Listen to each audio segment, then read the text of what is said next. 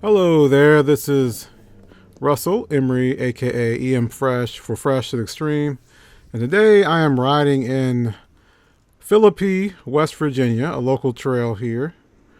And in the view here, I am riding to go to the potty before I start the ride. And so I'm riding over to the sheets here because there was no porta potty or anything like that, a porta john.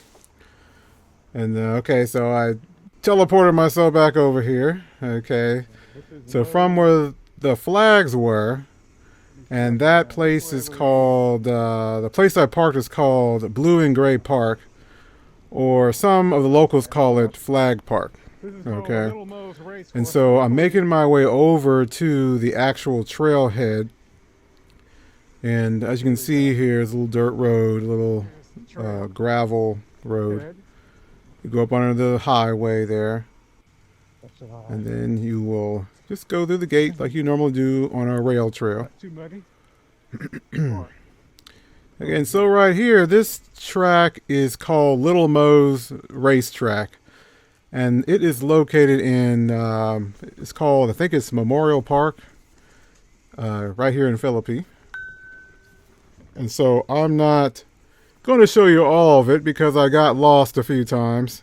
So I took a total of 3 hours and 30 minutes to get through this. Not because I'm weak or anything. It's just it was marked, but not the direction, like the directions of it. So this first lap, okay, is I think the right way, okay, because the previous Saturday or Sunday there was a race here, and I was gonna do it, but I looked at some of the thoroughbreds there, and I was like, I don't think I'm gonna race anything. I think I'm still too slow and too fat to do this. I know some people say, okay, just race, but I mean, I don't want to be the last one. Everyone's waiting for me to finish, so you could ride like your e-bike, like I'm riding now, or you can ride XC, and so I would probably ride my XC bike because I know I just totally get wasted on or get destroyed on my e-bikes. I know that I'm not very fast on e-bike either. Anyway, it kind of surprised me. I didn't expect this to be this gnarly, actually. See those little rocks and stuff? And this is actually quite steep. Like, they have a lot of little ruts and chutes and stuff. Kind of remind me of, I think, Water Smith right next door to this. It's about 30 miles away. And you won't find this on a Strava or MTB project because I guess no one put it in there. But I found it. I'm just using the heat map for the area that was on Strava. You get pretty good cell phone service out here, so... Luckily, the trail is still pretty marked out. As you can see, you can follow it pretty easily. And see, I'm jumping the tree there. Still kind of wet and muddy out. There's a lot of trees down. I'm going to take this little rut down into this little ravine. I call it a rut or ravine. Same thing. Kind of slippery right there. But I made it up.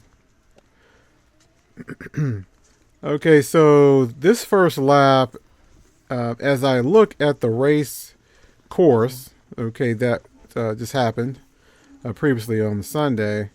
This is like the beginner trail lap. Okay, I think it was like 8 miles.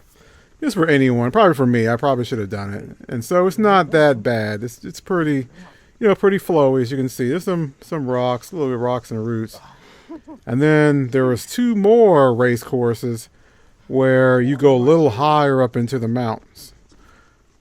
And so what you'll see here at the 10-minute mark is I finish, I go back. As you can see, it's steep, but not that steep. And so I'm back at the trailhead, and I'm like, I've only been out here for 30 minutes, so I know there's more to it than this. And so I just turn around and I ride the pro course, okay, and the portion of the expert course backwards. So I'd like to thank my boo for riding out with me. It was kind of on a whim. I didn't know what to expect here. But anyway, it's a very nice day. You can see the lake. I don't know what lake that is, or not lake, the river. I think it's I think it leads to the Tigert River. It might be the Tigert River, actually. I have to check on that. But you see these nice tall rocks here. They're pretty high. I thought I might have heard like a panther, or some type of panther mating call or something. I know what it sounds like. And so, if you check this out here, that was kind of sketchy right there.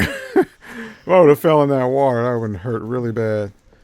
And so, this trail's not very high. You see the trail there. To the right there. The GoPro doesn't know justice. It looks like I'm riding flat, but it's not. And so, it might seem that, oh, this looks pretty easy. So, don't get too cocky if you never rode this before. Because I was getting kind of cocky, and then you'll see me fall down a few times. Just because this bike is pretty big, and I think it's, the Turbo Levo is a good bike anyway, but some of the switchbacks and the turns are a little tight, and so I ride a large or S5 size for the Specialized, but it's a really, really long wheelbase, so if you're trying to turn a tight corner, you can't really do it that well. And we see little red tags there. That's just telling you that you're going the right direction. Okay, so I took a little break. That was a tight turn. That was a steep chute-like climb, so it didn't look like it. But I had to get back a little bit and get a running start to get up the hill there. And here comes another little rut. Yeah, someone put a lot of time. Good job, trail builders. Maybe it was Little Moes that built it. I don't know who built this, but it's definitely a surprise. There's all sorts of little places in West Virginia.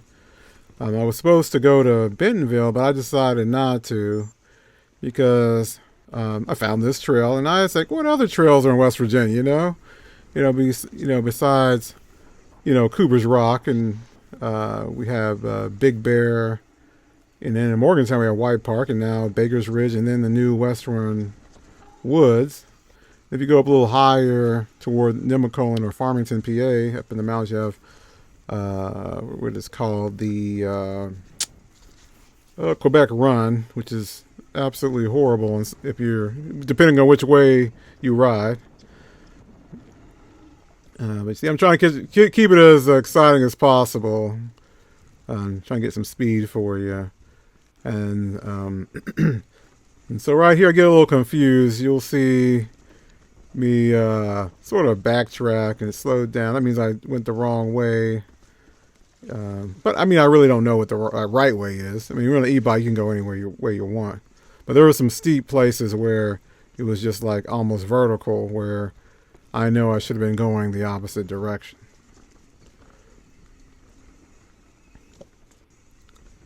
Anyway, there's no one out today. I expected to see more people out here. But it almost led me to believe that it was a private land or something like that. But it's not private. It's the park. So it's really, really nice. Very peaceful. Didn't have too many problems. Okay, so now I'm headed back to the front here. Little bridges everywhere.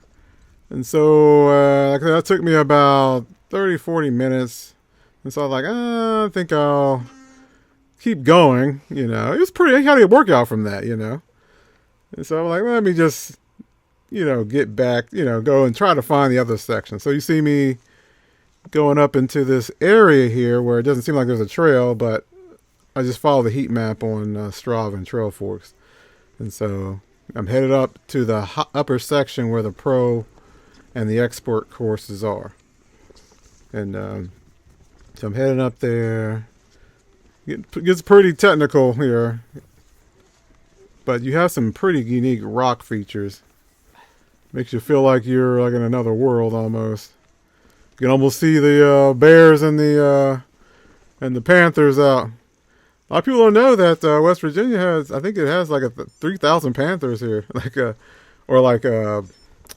black panthers. I didn't know that, and you see some of the signs there, and so I'm like, I don't know if I should be out here. It just was kind of eerie the higher you get, because you start hearing rustling, this deer just watching you, and then you hear the little cat sounds like. And most people think a panther sounds like like a lion or something, but it doesn't. It just sounds like a little cat, like wow, wow, wow, And so but it's louder, louder than my cat Troy. And so, but I heard it. I'm like, oh, I don't know. And so usually they be sitting on top of those rocks there, but they don't bother you. I've seen one before. I wish I had gotten it. I didn't have my camera recording. Not here, I haven't. I'm just so you know, don't get scared to come. But maybe that's why no one's here. Maybe there is a panther here. Some panthers here. But see these rocks in here? I'm surprised I made it through there. I always get a little leery because the ground's nice and soft and loamy. Okay, here's where I go the wrong way. I should have went straight, but I didn't want to go the expert, but I end up going to expert anyway. Okay, so I'm trying to climb. See how steep that is? Like, I could climb that though. I'm thinking my climbing ability is getting better, but I'm glad I had the e-bike because it's just, backtracking. I think the total, I probably did 25 miles, but on the Strava, you'll probably only see like 10 and 13. Okay, now up here, it gets really steep on the side here. You can't really tell, but you drop off and see there's the tree that's down. The average person would just turn around and go back. And I was like, I rode 16 miles. I'm going to find my way through here. And I'm looking up like, I can't go up there. I'm not going to show you. It took me literally 35 minutes to get around that tree. I had to go down, had the hill. I almost slid off. See, I'm getting up there like, I got over it. But I made it through there, but I was tired. That took it all out of me right there. But I got this view here. This view of the of where I parked at, the flag park down below. Try to put my bike up, but that didn't work very well because there was a huge gust of wind came and it fell down. It almost fell down the hill. That would suck really bad. If it fell all the way down 300 feet down the mountain. That would suck really bad. I had to walk all the way back down. Okay, but I found a stick. Like there was 2 sticks there. It looked like someone else had taken a picture. And some of these places were just too sketchy I couldn't get up there. I see how vertical that is. If you're coming down, I'm supposed to go in the opposite direction. Okay, but I make it up if you make it up there. I had to push a few times. And so what I've noticed about right here anyway, I feel like I'm going to somebody's property because on the left there's a house. Remind me of my father-in-law's house. You got a whole bunch of land out there, and if you don't tell your neighbors that you're on the land, they might shoot you. So, especially being a person of color, like one of his neighbors, like, I think I saw a black guy on your land. You want me to shoot him? No, I'm just joking. They're pretty nice. I don't have that problem, but you just never know, so. But probably that guy, he might be Little Moe right there. That might be Little Moe's house. I have to ask and see who Little Moe exactly is. Now, I'm on the farthest point of this trail. I'm at the very top of the mountain. So if you were to do the entire trail in an expert, you would do a little over 22 miles. And you would do this lap twice. So that gives you your mileage. I think it's like 7-mile lap for the expert course. I'm just skipping it because you'll get pretty bored because most of it's climbing. And that's not very exciting. I also want to give you an idea of how it looks if you decide to ride here. And it's definitely doable. I recommend, you don't really need an e-bike in my opinion. If you know how to ride chutes and ruts, you just go down the ravine and then power through it, and it'll take you up the other side. So it might seem like you can't get those steeps, but it just power through it, and you'll get up to the other side on, like on a higher gear. Anyway, it gets a little sketchy. You can see I was afraid I'm going to fall on top of a sharp tree, pointy tree branch or something. There's a lot of those out there. Say congratulations or thank you very much to the trail person, whoever did this. I want to know how they make these trails anyway. I'm very curious. This looks like it took a long time. You see the arrow there. I'm going the wrong direction. It'll be really fast going the opposite direction. Of course, I'm just taking it easy. Okay, so now I'm headed back down. I'll be backtracking here in a second. I'll go back on the trail I was at previously, coming up. And you can see the little signs there, tell you where to go to. And everything's starting to look the same, so I'm like, oh, where am I at? So I'm looking for the river on the left side, I know I'm going the right way, going back to the parking lot. The river's on the right-hand side of me. But see, I'm still going away from where I parked at, Flag Park. So when I see it, I'll know. I was kind of scared. I thought those rocks are going to fall on top of you. But pretty cool. It just breaks the monotony. Those tall cliffs on the side. The GoPro just kind of smashes it down. Those are pretty high, maybe 50 feet high rocks. And looks like I'm headed down. I can sort of see there we go. Turning. Catch a few air here and there. I'm just saying, these shock feels really good. The custom tune from Fox. With those orange dials on the front. It felt really, really good. It's the best feeling fork I have in my arsenal. If you watch some of my other videos, you'll see the bikes I have. And just to know, I'm not trying to make anybody feel bad. I had like a whole bunch of people say, why do you make us feel bad that we don't have an expensive bike? I'm like, that's not what my goal is to show you. And I feel bad, so...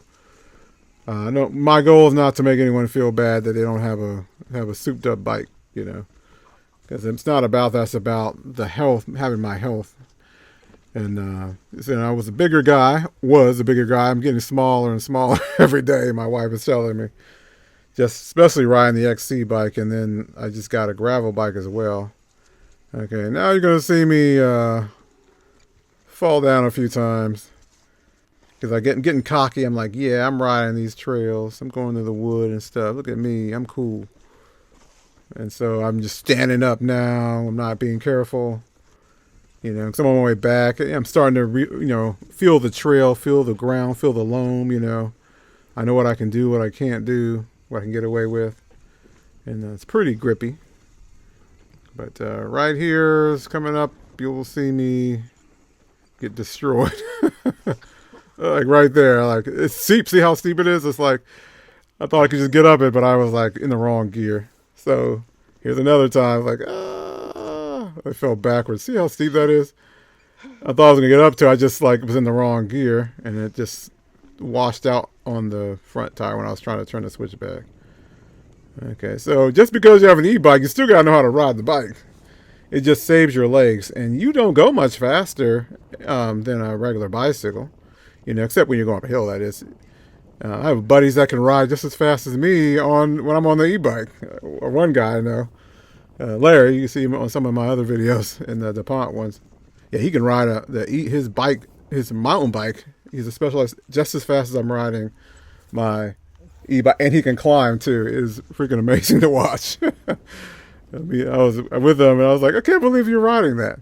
Riding all this hill. We're at Mount Wood. He rode the whole thing nonstop. Anyway, that's it. So we're headed back to the parking lot. And thank you for watching. And thank you for subscribing. I'm hitting the 2,000 subscriber mark. I never thought that it would happen for mountain bike because I'm not a pro or anything like that. But I really, really appreciate it. Things are starting to catch on. This is supposed to be a music channel, but I had a little health scare there, so I started riding bikes. And the music will come.